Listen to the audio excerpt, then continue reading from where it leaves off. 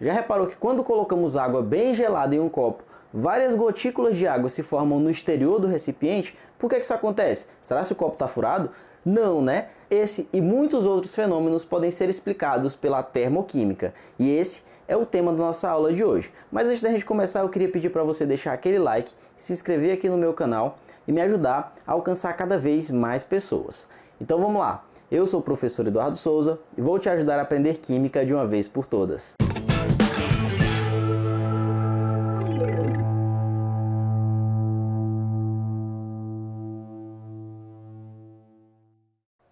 Fala aí pessoal, a aula de hoje é sobre termoquímica.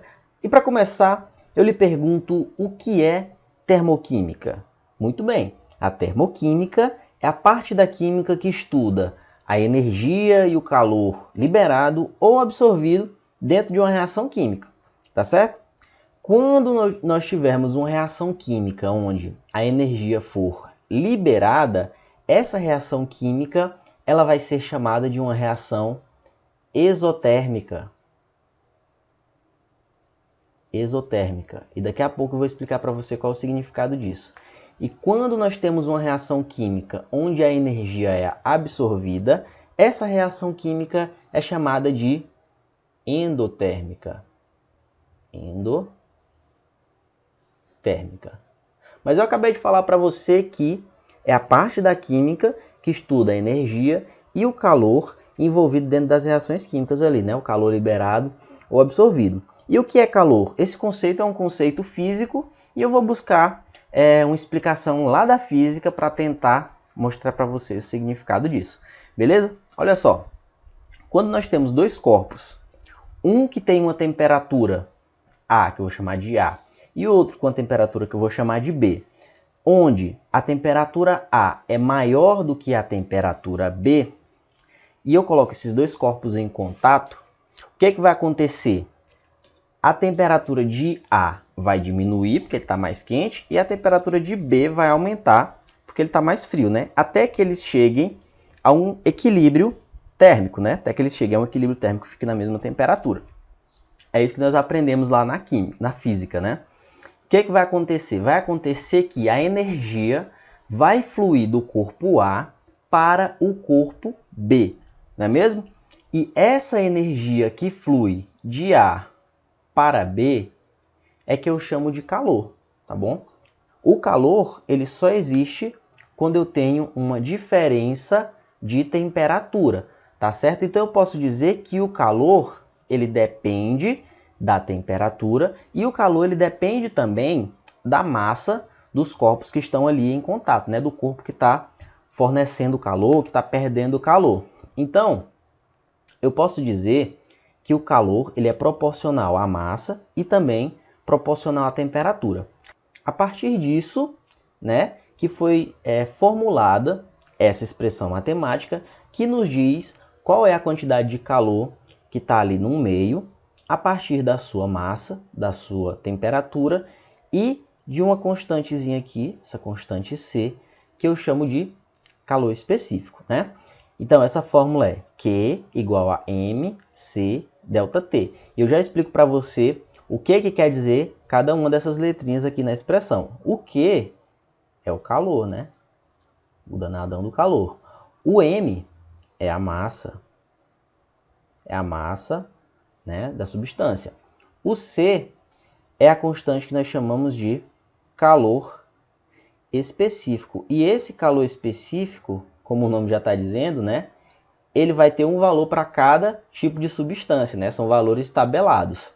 E ΔT é a variação de temperatura, ou seja, a variação de temperatura que o corpo vai sofrer. A partir dessa variação de temperatura, eu posso descobrir qual é o que é o calor que está envolvido ali naquela transformação. Então, isso aqui é a temperatura.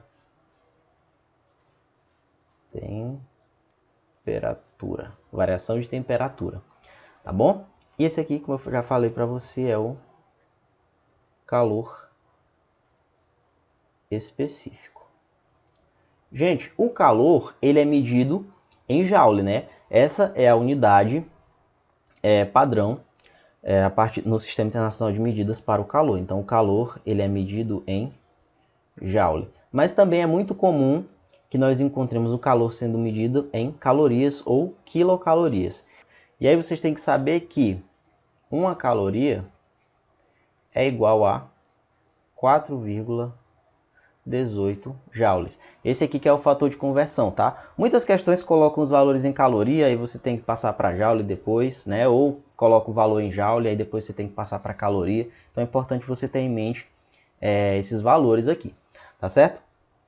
E o calor, ele também está envolvido dentro das mudanças de estado físico, né? Que nós estudamos lá na nossa aula sobre as propriedades da matéria.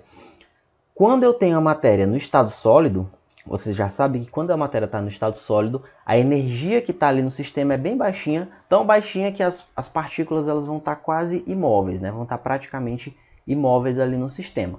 E aí quando você vai aumentando a temperatura, o que acontece? Ele passa para o estado líquido e depois passa para o estado gasoso. E isso acontece porque vai aumentando a agitação, né, das partículas. Então, quando a substância está no estado sólido, ela tem pouca energia, né? Para ela passar para o estado líquido, ela tem que receber energia do ambiente. Então, a passagem da matéria do estado sólido para o estado líquido é um processo que nós chamamos de endotérmico, né? Ela está recebendo calor do ambiente, está recebendo energia do ambiente. E da mesma forma, para ela passar do estado líquido para o estado gasoso, ela também tem que receber energia para a agitação das moléculas aumentar. Então nós podemos dizer também que essa transformação do líquido para o gasoso é um processo endotérmico. Endotérmico.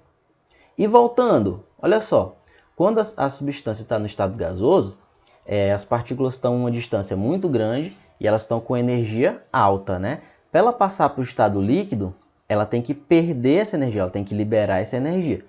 Então, essa transformação é exotérmica. E quando ela está no estado líquido, para ela passar para o estado sólido, mais uma vez ela tem que perder energia. Então, essa transformação do estado líquido para o estado sólido é exotérmica. Então, daqui do estado sólido até o estado gasoso, nós estamos percebendo um aumento de energia. E do estado gasoso até o estado sólido, nós estamos percebendo uma diminuição, né? Diminuição de energia. E vocês lembram que eu falei lá na abertura da nossa aula sobre as gotículas que se formam na parte externa ali do copo, quando você coloca bastante água, você coloca uma água bastante gelada, né? Uma água bem gelada dentro do copo.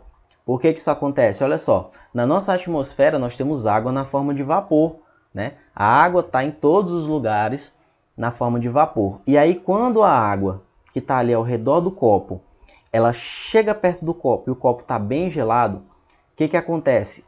A água que está na atmosfera, ela vai acabar perdendo calor para o ambiente, né? Perdendo calor para o copo e passando do estado gasoso para o estado líquido. E aí vão se formar essas gotículas ali ao redor do copo, né? Ela vai estar perdendo calor e vai estar passando do estado gasoso para o estado líquido, tá bom? E essa é a explicação do processo que eu falei lá no começo da nossa aula. E, gente, um dos conceitos mais importantes no estudo da termoquímica é o conceito de entalpia, tá? E o que vai ser a entalpia? Imagine só essa reação química aqui, do hidrogênio reagindo com oxigênio para formar água. O hidrogênio, imagine que ele é essas bolinhas, vem aqui, né? Vou colocar aqui uma bolinha pequenininha, né? Esse aqui é o hidrogênio. E esse aqui, essas bolinhas maiores, são o oxigênio.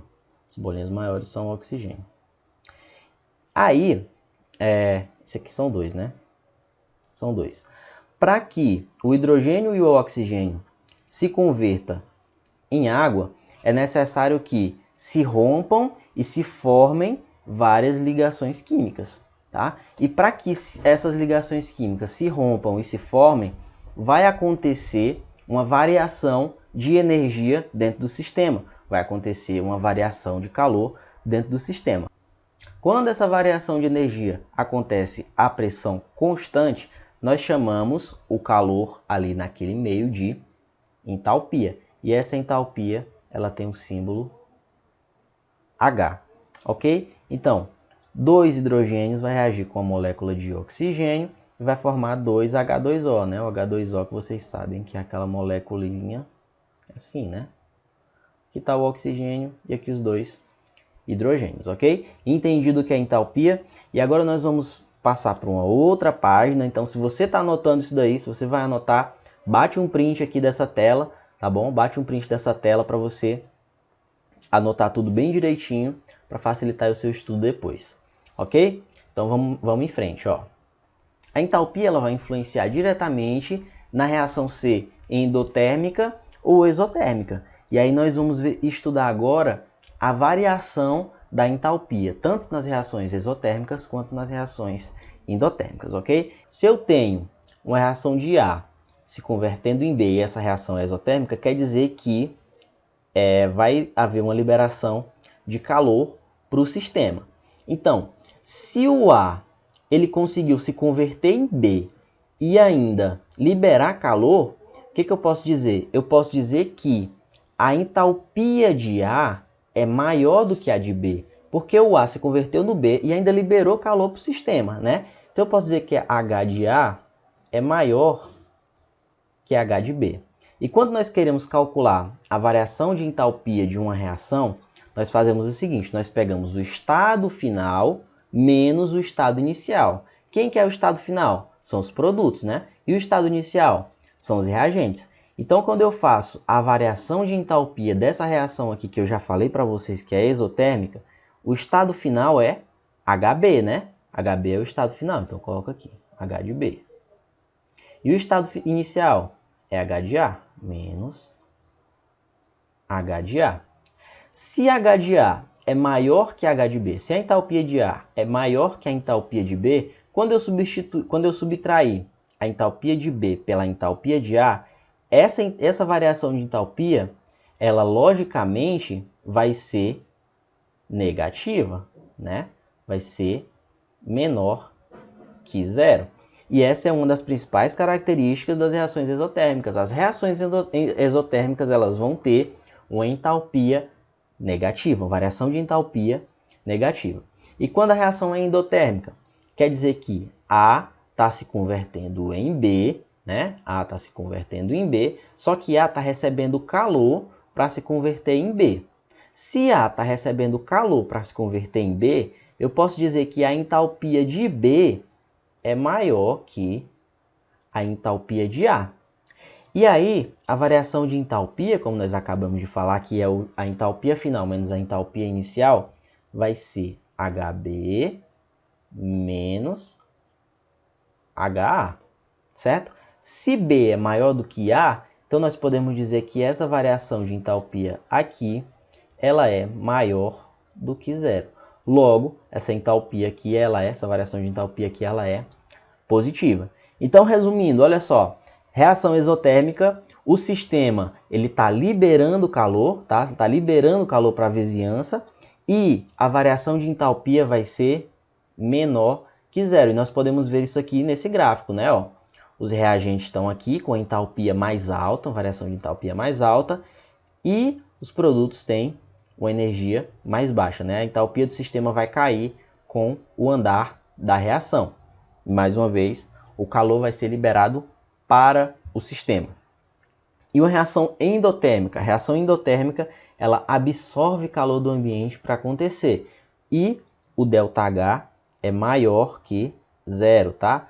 O ΔH aqui é positivo. E o ΔH aqui é negativo, ok?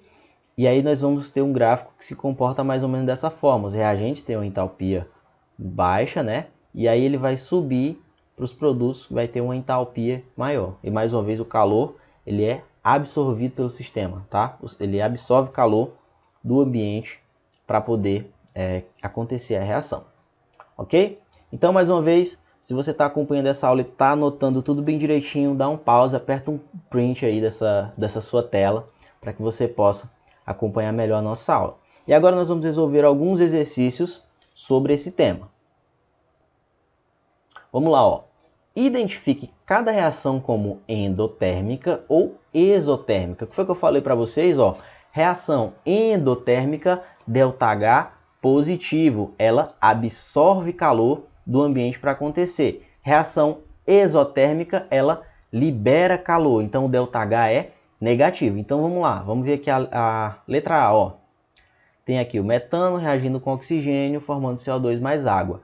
O ΔH aqui está negativo, então essa daqui é exotérmica. Letra B, tem um óxido de ferro aqui reagindo com carbono, né? E o ΔH está positivo, logo essa daqui é endotérmica. Próximo, ó, tem o CO2 reagindo com a água, né? Formando aqui, se eu não me engano, essa molécula é glicose.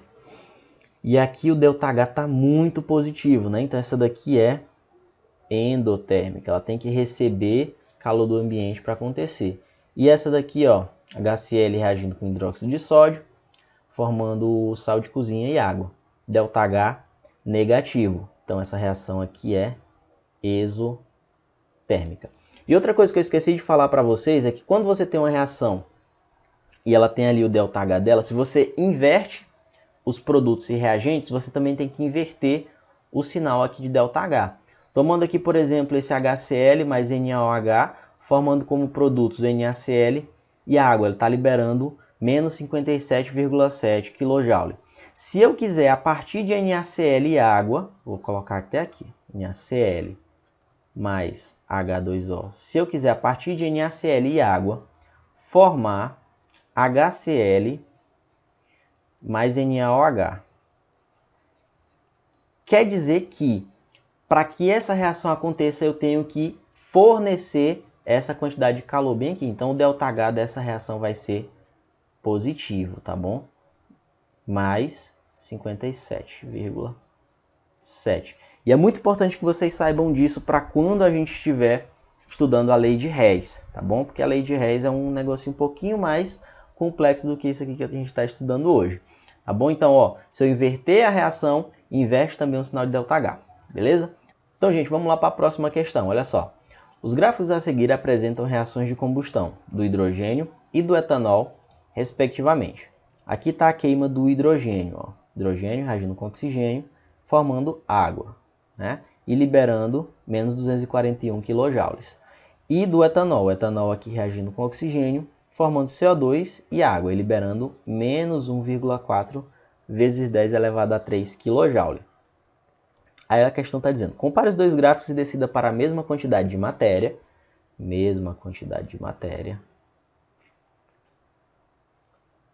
consumida, qual combustível é melhor, considerando os aspectos A, ambientais e B, energéticos. Olha só, se nós formos considerar os aspectos ambientais, nós temos que ver quais são os produtos da queima dos dois combustíveis. O principal produto da queima do hidrogênio é a água, né? O hidrogênio, quando ele é queimado, ele libera só água para o ambiente. Então, nós podemos dizer que o hidrogênio é um ótimo combustível em termos ambientais, tá? Muito melhor do que o etanol, porque o etanol ele libera CO2, né? Que nós sabemos que é um dos gases do efeito estufa. E em termos energéticos, vamos ver, ó, ela está perguntando em quantidade de matéria, ou seja, 1 mol de um e 1 mol de outro. Nós estamos vendo aqui que a queima de 1 mol de hidrogênio, ele libera menos 241 kJ, né? E a queima de 1 mol de etanol libera menos 1,4 vezes 10 a 3 kJ, ou seja, libera muito mais energia. Então, em termos ambientais, o hidrogênio é mais vantajoso. Mas em termos energéticos, o etanol é mais vantajoso. Mas essa vantagem ela tem um porém. A questão está te perguntando em quantidade de matéria consumida, ou seja, em número de mol. Mas se nós formos considerar em massa, o hidrogênio ele é um combustível muito melhor do que o etanol. Porque, ó, 1 mol de hidrogênio só tem 2 gramas, né? Aproximadamente. 1 mol de etanol, se eu não me engano, vai ter 46 gramas. 46 gramas. Se só 2 gramas de etanol liberam essa quantidade aqui, 46 gramas vai liberar quanto, né? 2 gramas está para menos de 241, 46 gramas está para X. Então, X aqui vai ser igual a é 46 vezes 241 dividido por 2. Deixa eu fazer isso aqui na minha calculadora rapidinho. 46 vezes 241 dividido por 2. Deu erro aqui. 46 vezes 241 dividido. Aí agora é 11.086 dividido por 2. A mesma quantidade de hidrogênio em massa vai liberar 5.543 kJ, que é quase 5 vezes, aliás, quase 3, 4 vezes o valor que é liberado pelo etanol. Então, em quantidade de matéria, o etanol é mais vantajoso, porém, em massa, o hidrogênio é o melhor combustível que nós temos. E nós não utilizamos o hidrogênio ainda como um combustível lá nos nossos carros, porque nós ainda não sabemos como armazenar corretamente esse combustível, ok? E essa foi a nossa aula de hoje, espero que você tenha gostado, espero que você tenha aprendido muito, tá? Vai me desculpando os erros aqui lidando com essa ferramenta, porque eu comecei a utilizar ela justamente nessa aula, tá bom? Então é isso. Se você gostou desse vídeo, deixa o like, se inscreva aqui no meu canal e ative as notificações para ficar por dentro de tudo que eu posto aqui no YouTube. E se eu fosse você, fazia parte da minha comunidade lá no Telegram para aprender química todo dia, com muito material de apoio e para receber todas as minhas aulas em primeira mão. Valeu!